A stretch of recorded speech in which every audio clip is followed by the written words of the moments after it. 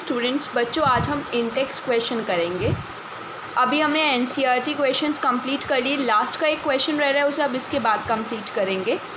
First question है, what does an electric circuit means. Electric circuit का मतलब क्या होता है, मैंने आपको बताया था, वो रास्ता जहाँ पे ईजिली करंट फ्लो कर जाए उस पाथ को कहा जाता है electric circuit. A closed conducting path, एक बंद रास्ता, थ्रू विच इलेक्ट्रिक करंट में flow is called an electric circuit. एक क्लोज्ड पाथ जिसमें करंट ईजिली फ्लो कर रहा है, उस पूरे क्लोज्ड पाथ को क्या कहा जाता है, इलेक्ट्रिक सर्किट। नेक्स्ट, करंट की यूनिट को डिफाइन करो। पहले तो ये बताओ भाई, करंट की यूनिट होती क्या है। करंट की ऐसे यूनिट हमने क्या पढ़ी है, करंट की ऐसे यूनिट क्या होती है, एम्पियर। ठीक, हमें डिफाइन किसे करना है, एम्पियर को। भाई एम्पियर को डिफाइन करने के लिए करंट का फॉर्मूला क्या होता है, I equals to Q upon T. Current ampere में कब आएगा, 1 एम्पियर कब आएगा। किसी चीज़ को डिफाइन करना है तो 1 से करो। यूनिट ऑफ करंट का आवा है, तो यूनिट ऑफ करंट क्या बनानी पड़ेगी हमें, आई की वैल्यू 1। जब चार्ज 1 कूलाम फ्लो करे किसी सर्किट में और टाइम 1 सेकेंड लगे, चार्ज की ऐसा unit coulomb, that means charge जब 1 कूलाम फ्लो कर रहा हो 1 सेकेंड में, तब हमारी ऐसा यूनिट क्या बन जाती है, 1 एम्पियर। इसे देखें ज़रा वर्ड टू वर्ड। द ऐसा unit of electric current is ampere. ऐसा यूनिट क्या है इलेक्ट्रिक करंट की, एम्पियर। कैसे बनेगी, when 1 coulomb of electric charge flow through any cross section of a conductor in 1 second. जब 1 कूलाम चार्ज फ्लो करे 1 second में, तो उसे कहा जाता है unit of current, that means 1 ampere. 1 ampere equals to 1 coulomb upon 1 second.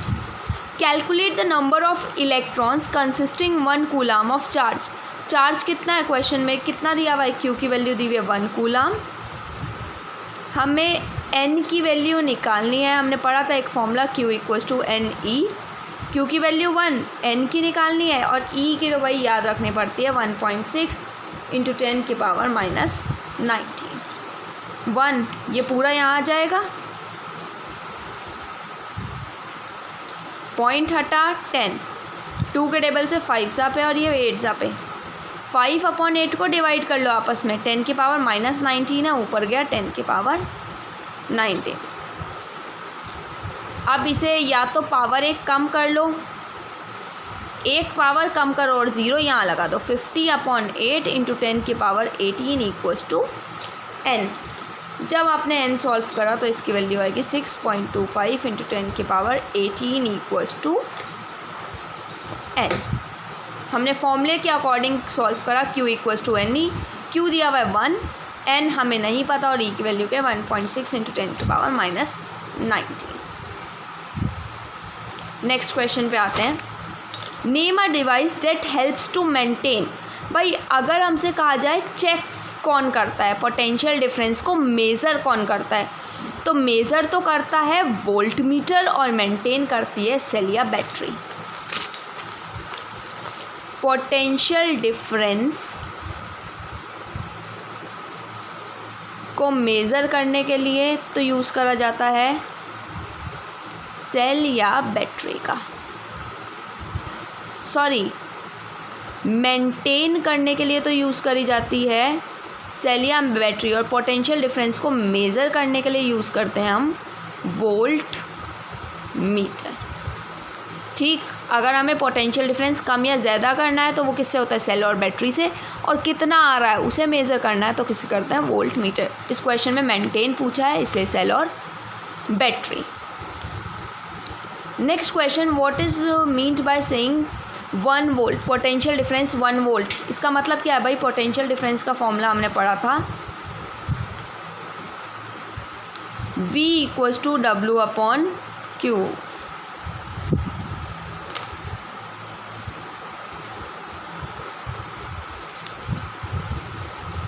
V की value 1 volt लानी है। कैसे लाएंगे, जब Q की वैल्यू 1 हो जाएगी, W की वैल्यू 1 हो जाएगी और Q की वैल्यू 1। Q तो कूलाम है, चार्ज है, और W क्या है, वर्क है, जूल में है।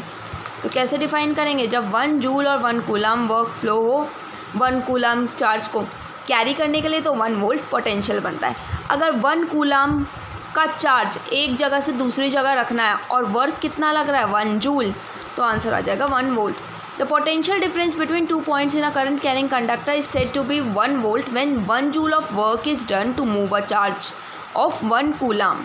अगर 1 जूल वर्क लगे 1 कूलम चार्ज को एक जगह से उठा के दूसरी जगह रखने के लिए, तो उसे क्या कहा जाता है 1 volt. Next question, how much energy निकालनी है हमें इस क्वेश्चन में। Given to each coulomb of charge, question में Q की वैल्यू दी हुई है 1 coulomb, passing through a potential difference V की वैल्यू दी हुई है 6 वोल्ट। हमसे पूछा है हाउ मच एनर्जी E निकालना है। भाई पूरी लिस्ट में देखो, क्या V और Q से रिलेटेड कोई फॉर्मूला है एनर्जी का? बिल्कुल है, energy equals to we q. पहला ही फॉर्मूला यही देखो, यही है। W मतलब एनर्जी होता है, ये इधर चला गया, energy equals to we q, पहला ही फॉर्मूला है। एनर्जी इक्वल्स टू V की वैल्यू 6, Q की वैल्यू 1, तो एनर्जी कितनी आ गई 6 जूल। नेक्स्ट क्वेश्चन पे आते हैं। रेजिस्टेंस किस किस फैक्टर्स पे डिपेंड करती है? एरिया पे डिपेंड करती है, लेंथ पे डिपेंड करती है, मटेरियल के नेचर और टेम्परेचर पे डिपेंड करती है। मटेरियल किस नेचर का है और कितना टेम्परेचर है। नेक्स्ट क्वेश्चन नंबर 7, ये बच्चों मैंने पहले भी कराया है और अच्छा क्वेश्चन है ये। क्वेश्चन क्या है हमारे पास, will current flow more easily through a thick wire और अ थिन वायर? ज़्यादा ईजली करंट किस में फ़्लो करेगा, थिक वायर में या फिर थिन वायर में? देखो भाई, रेजिस्टेंस इन्वर्सली प्रोपोर्शनल होती है एरिया से। अगर एरिया मैक्सिमम होगा, रेजिस्टेंस मिनिमम होगी। एरिया, रेजिस्टेंस और करंट, अगर एरिया मैक्सिमम, रेजिस्टेंस मिनिमम, और अगर area minimum, resistance maximum. R और I आपस में इन्वर्सली प्रोपोर्शनल होते हैं। ये मिनिमम है तो ये मैक्सिमम, ये मैक्सिमम है तो ये मिनिमम। अब मैक्सिमम मतलब थिक वायर, मिनिमम मतलब थिन वायर। किस वायर में ज़्यादा करंट फ्लो करेगा? थिक वायर में। क्यों? क्योंकि उसमें रेजिस्टेंस कम होगी और रेजिस्टेंस कम है तो करंट मैक्सिमम होगा। The resistance of a conductor is inversely proportional to its area of cross section. Resistance area से इन्वर्सली प्रोपोर्शनल। थिक वायर में ज़्यादा एरिया होगा तो रेजिस्टेंस कम होगी और रेजिस्टेंस कम होगी तो करंट ज़्यादा होगा। Next question, let the resistance of an electrical component remain constant while the potential difference across the decreases to half of its former value। हमने रेजिस्टेंस तो सेम रख दी, पोटेंशियल को आधा कर दिया, डिक्रीजेस टू हाफ। करंट पे क्या impact पड़ेगा? भाई हमने पढ़ा था formula V equals to I r. अगर I को आधा कर दिया, V को हाफ कर दिया, तो ऑब्वियसली I भी क्या हो जाएगा? Half. I is also half. Potential difference is half, the current also get half, क्योंकि दोनों आपस में डायरेक्टली प्रोपोर्शनल है। ये हाफ हुआ तो ये भी हाफ हो जाएगा। नेक्स्ट बच्चों, ये मैंने लास्ट टाइम नहीं कराए थे क्वेश्चंस, अब समझो।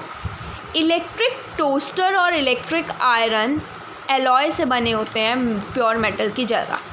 भाई पहली चीज़ तो एलॉय का मेल्टिंग पॉइंट हाई होता है, ईज़िली एलॉय वाली चीज़ें पिघल नहीं जाती। इलेक्ट्रिक टोस्टर में कितना भी करंट दे दो ईज़िली मेल्ट नहीं होता because of high melting point. इसका मेल्टिंग पॉइंट हाई बनाने के लिए हमने एलॉय यूज़ करा, प्योर मेटल नहीं, क्योंकि एलॉयज़ के मेल्टिंग पॉइंट हाई होते हैं। दूसरी चीज़, इसकी रेजिस्टिविटी भी हाई होती है।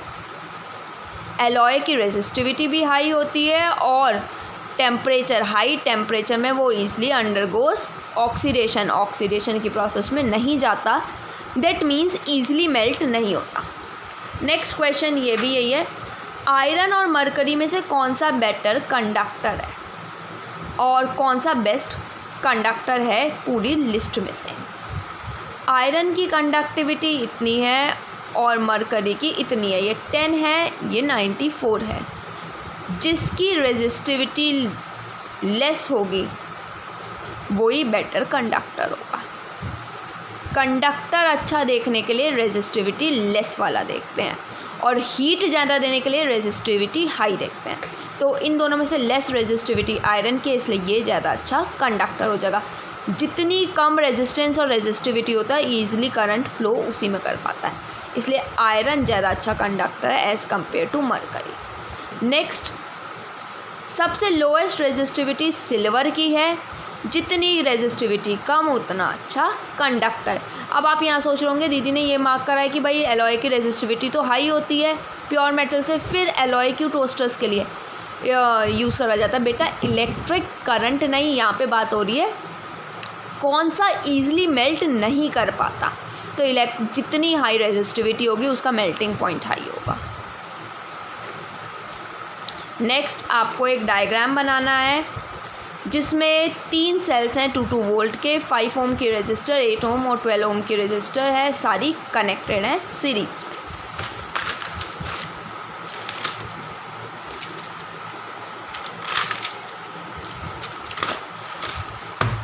देखो बच्चों 3 रेजिस्टेंस है, पहली, दूसरी, तीसरी। नीचे 3 सेल्स वाली बैटरी है, ये 3 सेल्स वाली, आगे एक प्लग की है। पहली रेजिस्टेंस है आपकी 5 ओम, फिर 8 ओम, फिर 12 ओम। 5 ओम, 8 ओम, 12 ओम। पोटेंशियल है 2 वोल्ट ईच, पहले सेल का 2 वोल्ट, दूसरे का 2 वोल्ट, तीसरे का 2 वोल्ट। करंट इस डायरेक्शन से जाता है, पॉजिटिव से, इलेक्ट्रॉन्स नेगेटिव से। बस यही बनाना है। नेक्स्ट में इसी डायग्राम को रीड्रॉ करना है, एम मीटर भी लगाना है उसमें और वोल्ट मीटर भी लगाना है, जो क्या मेज़र करे, 12 ओम वाली रेजिस्टेंस मेज़र करे। देखो भाई वोल्ट मीटर तो इसी के नीचे लगाना पड़ेगा क्योंकि पोटेंशियल सबका अलग अलग होगा, but ammeter main circuit में ही लगा दो क्योंकि करंट तीनों के लिए सेम है। यहाँ से ये पॉजिटिव है तो ये पॉजिटिव, ये नेगेटिव, ये घूमेगा तो ये पहले वाला टर्मिनल पॉजिटिव, दूसरा नेगेटिव। ये क्वेश्चन नंबर 2 का नेक्स्ट का आंसर हो गया इसका। इसमें अभी आगे क्वेश्चन भी पूछा है एम मीटर और वोल्ट मीटर में रीडिंग्स क्या आएगी। भाई एम मीटर तो सबके लिए एक ही लगा हुआ है, V = I/R। V टोटल कितना है हमारे पास 6, I हमें निकालना ही है और R रेजिस्टेंस कितनी है 5, 8 और 12। चाहे इस पे ही करंट पूछा हो पर हमें टोटल रेजिस्टेंस लेनी पड़ती है क्योंकि सीरीज़ में सारी रेजिस्टेंस पे एक ही करंट फ्लो करता है, दैट इज़ 25। 6/25 = I। पॉइंट्स में आंसर आ जाएगा। अब हम निकालेंगे पोटेंशियल इस वाली का केवल, V नहीं पता, I क्या है 6/25 और R रेजिस्टेंस कौन सी ली है 12, मल्टीप्लाई करके V की वैल्यू आ जाएगी। बेटा यहाँ पे रेजिस्टेंस 12 क्यों ली, क्योंकि पोटेंशियल सीरीज़ में सबका अलग अलग होता है। यहाँ पे रेजिस्टेंस 25 क्यों ली, क्योंकि यहाँ करंट निकाल रहे थे। जब सीरीज़ के क्वेश्चन में ये पॉइंट याद रखो, I निकाल रहे हैं तो रेजिस्टेंस टोटल ली जाती है और V निकाल रहे हैं तो रेजिस्टेंस पर्टिकुलर जिसकी बात करी जा रही है वो ही ली जाती है, क्योंकि V सब में अलग अलग होता है, I सब में सेम। सीरीज़ के केस में, पोटेंशियल पैरेलल के केस में अपोजिट हो जाएगा आपका कंसेप्ट। नेक्स्ट क्वेश्चन पे आते हैं बच्चों। अब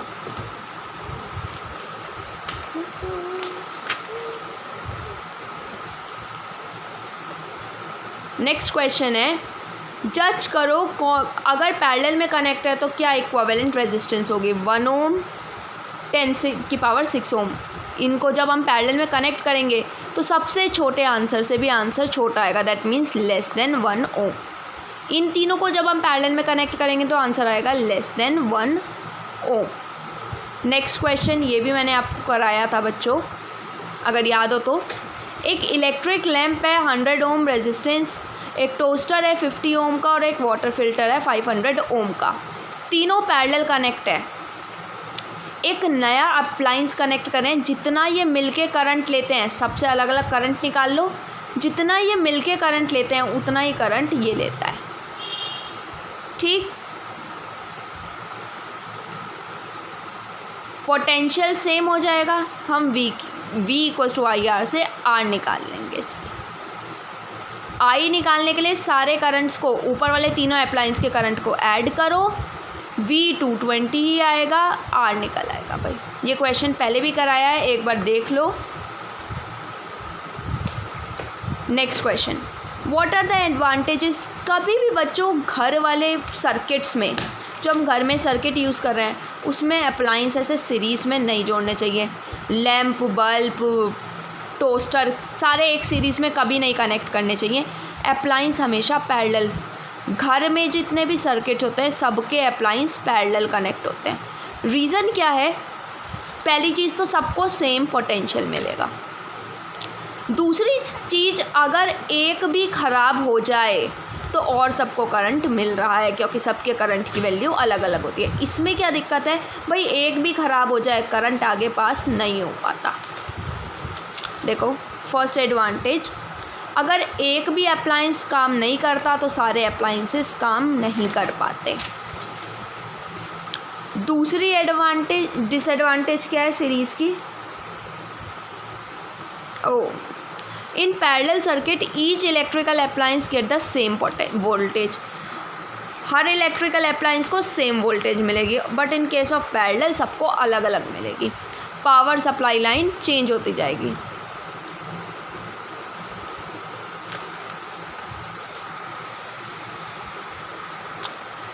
पैरेलल में ओवरऑल जो अप्लायंस है उसकी रेजिस्टेंस कम होगी, जिसकी वजह से सर्किट में करंट ज़्यादा मिलेगा। सीरीज़ में रेजिस्टेंस ज़्यादा होगी, जिसकी वजह से पावर सप्लाई कम हो जाएगी।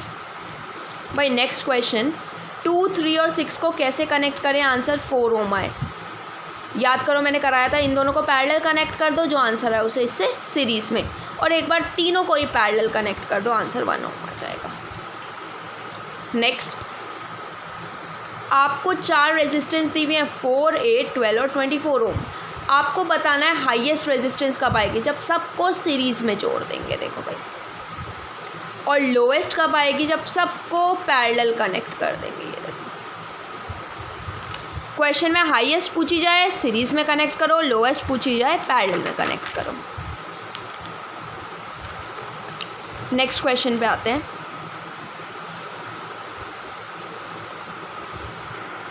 बच्चों नेक्स्ट क्वेश्चन है, जो इलेक्ट्रिक हीटर है उसका कोड तो ग्लो नहीं करता, लेकिन जो हीटिंग एलिमेंट है वो अंदर से ऑरेंज हो जाता है। ऐसा क्यों बेटा, कोई चीज़ ग्लो क्यों नहीं कर रही, उसकी रेजिस्टेंस लो होगी। और कोई चीज़ ग्लो क्यों कर रही है, हीटिंग एलिमेंट ग्लो क्यों कर रहा है, क्योंकि उसकी रेजिस्टेंस हाई है।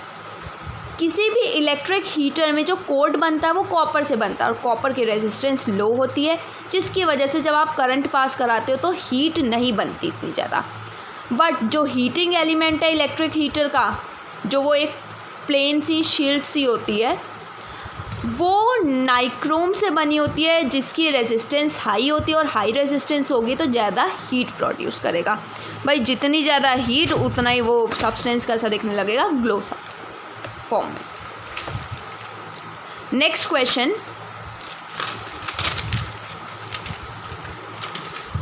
compute the heat generated while transforming 96,000 coulomb.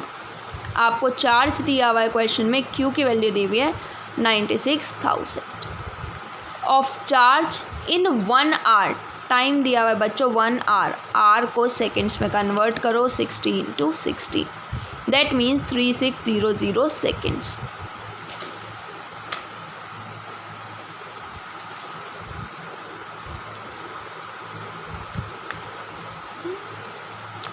Potential V दिया हुआ है हमारे पास 50 वोल्ट। हीट निकालनी है, हीट का फॉर्मूला हमने पढ़ा था, एक तो I2RT, ठीक, Q, V और T से रिलेटेड पढ़ना है हमें।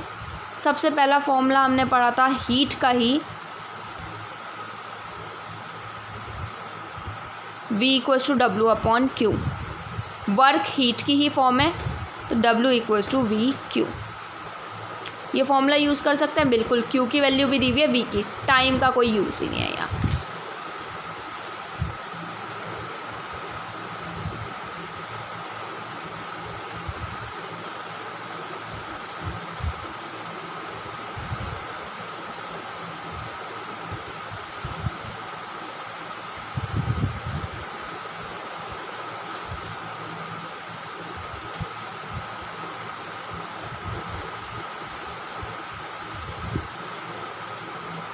ठीक बच्चों, ये आंसर आ गया।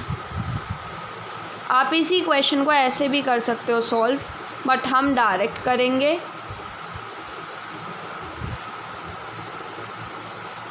I² RT निकालने की जगह पहले I निकालने से बेटर है आप डायरेक्ट कर लो फॉर्मूला लगा के, W equals to we Q. Next question पे आते हैं। एक इलेक्ट्रिक आयरन है जिसकी रेजिस्टेंस 20 ओम है और current 5 ampere. Resistance 20 ohm, current 5 ampere. Calculate heat generated in 30 seconds. Time दिया हुआ है क्वेश्चन में 30 सेकेंड्स। हीट निकालनी है भाई, फॉर्मूला लगा लो, I² RT, हीट आ जाएगी। नेक्स्ट क्वेश्चन पे आते हैं। What determines the rate at which energy is delivered. Energy के रेट को क्या कहा जाता है? पावर। नेक्स्ट क्वेश्चन इम्पॉर्टेंट है ये। एक इलेक्ट्रिक मोटर है जो 5 एम्पियर करंट ले रही है, आई की वैल्यू 5 एम्पियर, पोटेंशियल है 220 वोल्ट। पावर निकालनी है, टाइम दिया हुआ है हमारे पास 2 आवर्स। टाइम को कन्वर्ट करेंगे हम 2 × 60 × 60, 7200 सेकेंड्स। हमारे पास T है, V है, I है। निकालना क्या है क्वेश्चन में?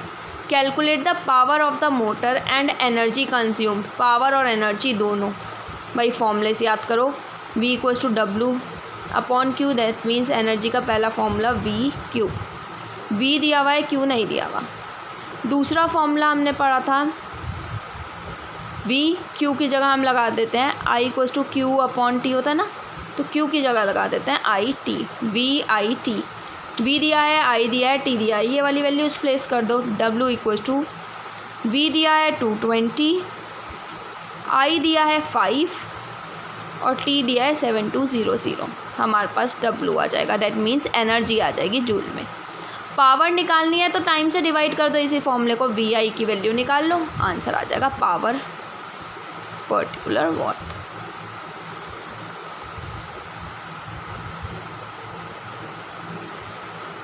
पावर आएगी आपकी 1100 और एनर्जी आएगी आपकी 2200। This one is the final answer.